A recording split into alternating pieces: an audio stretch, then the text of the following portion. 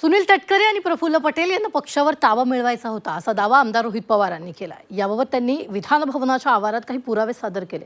अजित पवारांच्या अपघाताबद्दल बोलायचं नाही अशी तंबी आमदारांना दिल्याची माहिती मिळाल्याचा खळबळजनक दावा रोहित पवारांनी यावेळी केला आहे. पाहूया. राष्ट्रवादी ताब्यात घेण्याचा पटेल तटकरेंचा डाव. रोहित पवारांचा सनसनाटी आरोप. सुनेत्रा पवारांना नामदारी बनवण्याचा प्रयत्न. अजित पवारांच्या अपघाती मृत्यूनंतर रोहित पवार सातत्यानं प्रफुल्ल पटेल आणि सुनील तटकरेंवर आरोप करतायत. रोहित पवार यांनी आता एक नव्या आरोपांचा बॉम्ब गोळा टाकलाय. अजितदादांचा विमान अपघात झाल्यानंतर लगेचच केंद्रीय निवडणूक आयोगाशी पत्रव्यवहार करून पक्षाचे सर्वाधिकार स्वतःकडे घेण्याचा प्रयत्न झाल्याचा आरोप रोहित पवारांनी केलाय. अजितदादांना जाऊन फक्त 18 दिवस झाले होते आणि 16 फेब्रुवारीला हे पत्र इलेक्शन कमिशनला सुनेत्रा काकींना न सांगता, पार्थला न सांगता, बाकी आमदारांना विश्वासात न घेता हे या 3 नेत्यांनी, खास करून प्रफुल्ल पटेल आणि सुनील तटकरेंनी ही ताकद, त्या पक्षाची आणि पूर्ण अधिकार जे अजितदादांकडे होते ते पूर्ण अधिकार हे प्रफुल्ल पटेलांना या पत्राच्या माध्यमातून त्या ठिकाणी दिलं गेलं. सुनेत्रा पवारांना याबाबत माहिती मिळाल्यानंतर सुनेत्रा पवार यांनी निवडणूक आयोगाला या संदर्भात पत्र लिहून 28 जानेवारी नंतरचा कोणताही पत्रव्यवहार वैध मानू नये असं सांगितलंय. सुनेत्रा पवारांना त्यांच्या भोवती कोणत्या लोकांचं कोंडाळं आहे याची कल्पना आल्याचंही रोहित पवार म्हणाले. जर कोणी त्या ठिकाणी पत्र कुठलंही दिलं असेल ते नल अँड व्हाईट त्या ठिकाणी ठरवावं, म्हणजे सुनेत्रा काकींना कदाचित जी गोष्ट दादांना माहीत होती, कोणावर विश्वास ठेवायचा कोणावर विश्वास ठेवायचा नाही, हे काकींना कळलंय असं आम्हाला वाटतं. फक्त एवढंच आहे, राजकारण इतकं वंगाळ झालेलं आहे, आसपास कोण लोक आहेत हे मात्र काकींनी त्या ठिकाणी योग्य पद्धतीने ठरवावं.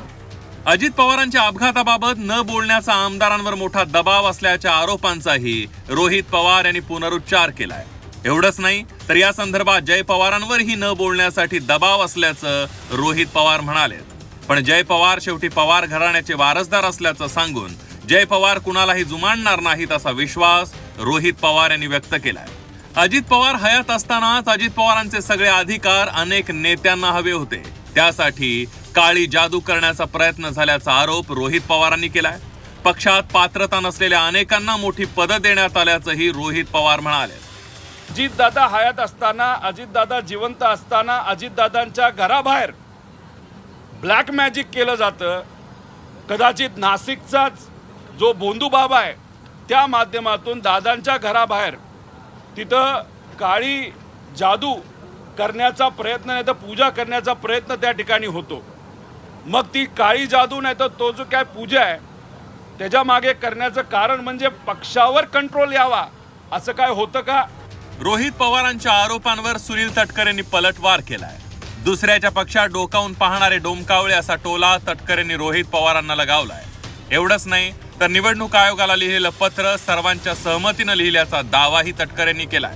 अध्यक्ष झाल्यापासून आमच्या पक्षामध्ये डोकवण्याचा डोमकावळे प्रयत्न अलीकडच्या कालावधीमध्ये करायला लागलेले दिसत आहेत.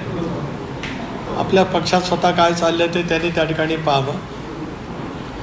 दादांच्या नेतृत्वाखाली एनडीएमध्ये सहभागी होण्याचा निर्णय घेतल्यावर दादांनी पक्ष चोरला, दादांनी चिन्ह चोरलं, अशी घाणेरड्या पद्धतीची वक्तव्य करणारे महाभाग आता आमच्या पक्षामध्ये डोकवण्याचा नाहक त्या ठिकाणी प्रयत्न करतायत. तटकरे साहेब, तुम्हाला मला एवढंच सांगायचंय, तुम्ही माझ्याबद्दल जर बोलत असाल आणि परवा महाविकास आघाडीचं जेवण होतं त्या जेवणाबद्दल जर तुम्ही बोलत असाल तर तेव्हा मी कर्नाटकात होतो, मी बँगलोरमध्ये होतो. अजितदादांबद्दल FIR महाराष्ट्रात, ज्याच्यात तुम्ही सत्तेत आहात, या महाराष्ट्रामध्ये FIR होत नव्हता म्हणून मी कर्नाटकात 1000-2000 किलोमीटर जाऊन तिथं FIR करत होतो. तिथं असल्यामुळे मला इथं जेवायला कसं येता येईल?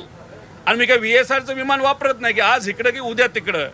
त्यामुळे उगाच काहीतरी पतंग उडवत बसला आणि माझं नाव घेऊन बोला ना, महाभाग वगैरे असले कशाला. मी डायरेक्ट बोलतो, सुनील तटकरे आणि प्रफुल्ल पटेल हे अजितदादांचा पक्ष ताब्यात घेण्याचा प्रयत्न त्या ठिकाणी करत. मी डायरेक्ट बोलतो, त्यांच्यात हिंमत नाही का बोलायला?